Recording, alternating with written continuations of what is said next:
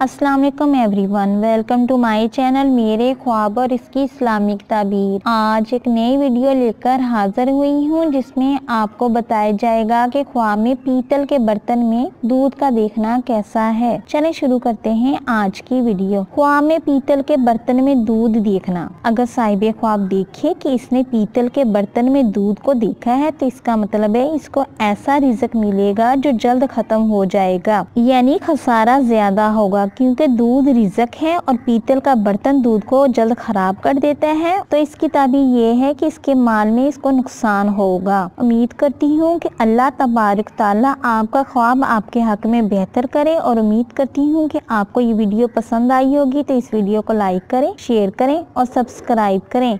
और अगर कोई सवाल करना हो इस वीडियो के मतलब या किसी भी ख्वाब की कोई ताबीर मालूम करना चाहते हैं तो नीचे कमेंट्स में कर सकते हैं। Thanks for watching and supporting video. Allah Hafiz.